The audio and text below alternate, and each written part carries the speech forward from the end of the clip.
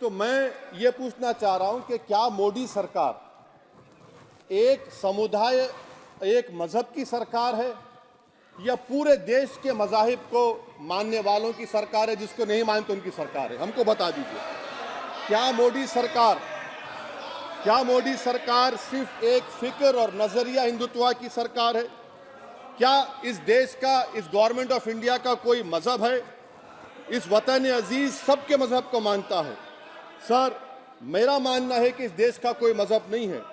क्या ये सरकार 22 जनवरी का पैगाम देकर ये बताना चाहती है कि एक मजहब को दूसरे मजहब के मानने वालों पर गलबा और कामयाबी मिली? क्या आइन इसकी इजाजत देता है?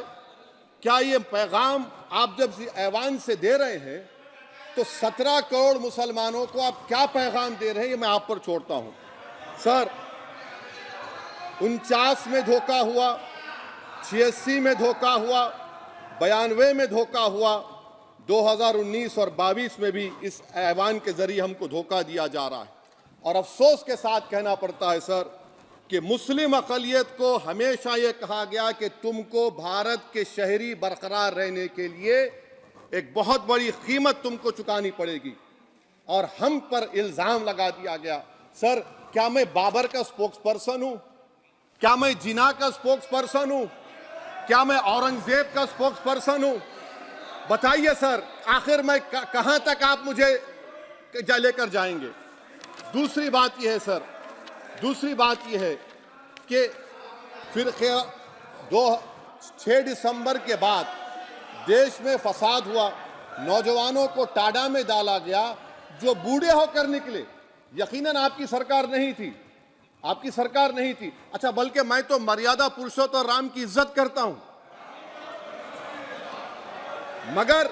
मगर मैं नाथूराम गोडसे से नफरत करता हूं। मेरी नस्लें नफरत करती रहेंगी, क्योंकि नाथूराम गोडसे ने उस शख्स को गोली मारी जिसके जबान से आखिरी लफ्ज निकले हे राम। सर, छठी बात यह है कि 87 में मलियाना हाशिमपुरा हुआ, 83 में नेल्ली हुआ, 44 में जम्मू में नस्ल कशी हुई, 2022 में हल्दीवानी में कत्ल हुआ। इतने धोखे सबसे बड़े किसको दिए गए? असदुद्दीन ओवैसी को दिए गए। मगर फिर भी मुझसे ही कहा जाता है कि वफादारी को तुम साबित करो अपनी ओवैसी। सर, आज भारत के 17 करोड़ मुसलमान अपने आप को अजनबी और एलिनेट महसूस कर रहे हैं। मैं बहुत बड़ी नाइंसाफी होती है सर, ये कोई तारीखी नाइंसाफी को इंसाफ नहीं किया जा रहा है। स्पीकर बल्कि सर, अंग्रेजी में स्पीकर सर, केवल एक प्रश्न का जवाब ओवैसी साहब दे दें कि बाबर को वो आक्रमणकारी मानते हैं या नहीं मानते हैं? पुष्पमित्रा संघा को आप क्या मानते हैं? बताओ, पुष्पमित्रा संघा को आप क्या मानते हैं? जम्मू के वो, कश्मीर के वो राजा को क्या मानते हैं जिसके पास एक फौज थी मंदिरों को तोड़ने के लिए? आप क्या मानते हैं? यही तो मैं कह रहा हूं कि निशिकांत दुबे 47 में आजादी मिली, असदुद्दीन ओवैसी से बाबर की बात पूछ रहे हैं। तुम गांधी की बात पूछते, तुम बोस की बात पूछते, तुम जलियांवाला बाग की बात पूछते, तुम काला पानी में जो मुसलमान शहीद हो गए उनकी बात पूछते, मगर बाबर की बात पूछी जाती है। तो सर, मैं आपको बता रहा था, खामखा डिस्टर्ब किए सर, मुझे मेरा वक्त ले लिए निशिकांत दुबे। सर, मैं आपसे कह रहा था, मोदी हुकूमत ये पैगाम दे रही है भारत के मुसलमानों को कि जान बचाना है या इंसाफ चाहते हो। मैं कह रहा हूं, मैं भीख नहीं मांगूंगा, मैं इस नंगी तासुब को कबूल नहीं करूंगा, मैं दूसरे दर्जे के शहरी के मौक़िफ़ को कबूल नहीं करूंगा, मैं अपनी शनाख्त को नहीं मिटने दूंगा।